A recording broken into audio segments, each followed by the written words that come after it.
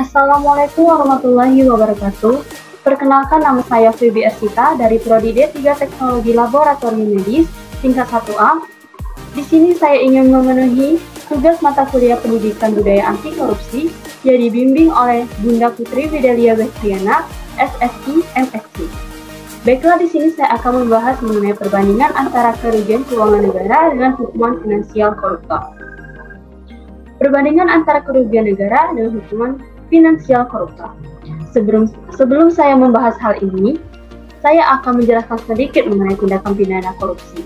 Tindakan pidana korupsi merupakan pelanggaran terhadap hak-hak sosial dan ekonomi masyarakat yang akan menimbulkan kerusakan besar bagi kehidupan bermasyarakat dan bernegara.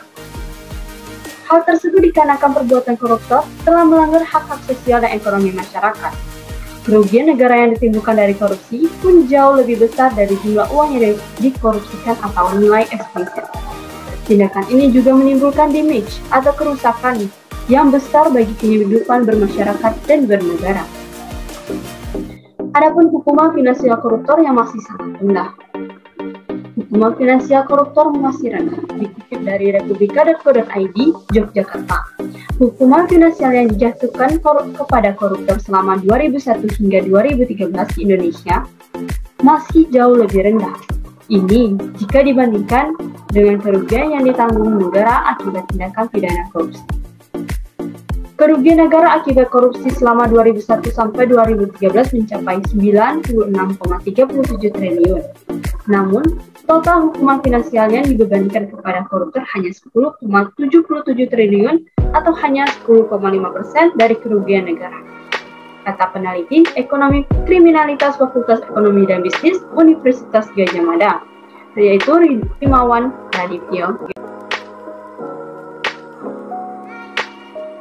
Rimawan menyebutkan selama 13 tahun, total kerugian negara dikorupsikan oleh para koruptor nilainya mencapai 107,14 triliun. Namun, total hukuman finansial dijatuhkan oleh Mahkamah Agung hanya 10,77 triliun. Padahal tingkat pengadilan negeri dan pengadilan tinggi, tuntutan jaksa sebelumnya mencapai 45,84 triliun.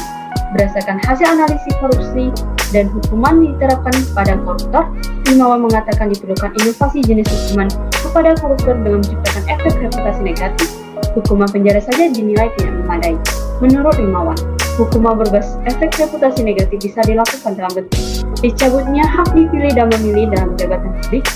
Lalu koruptor juga kehilangan akses ke produk keuangan tertentu serta dilarang bekerja di sektor formal. Yang lebih penting, perlu ada standarisasi penyebutan mantan koruptor di media massa. Tutup Rimawan. Stop korupsi. Maka dari itu rekan-rekan semua, mulai dari diri kita sendiri, tanamkan jiwa anti korupsi. Dengan cara apa? Dengan sikap membentuk rasa jujur dalam diri kita, berbuat adil antara sesama serta menjaga tanggung jawab yang dibeban dengan sebaik-baiknya. Hidup sehat tanpa korupsi, melawan korupsi dari diri. Wassalamualaikum warahmatullahi wabarakatuh.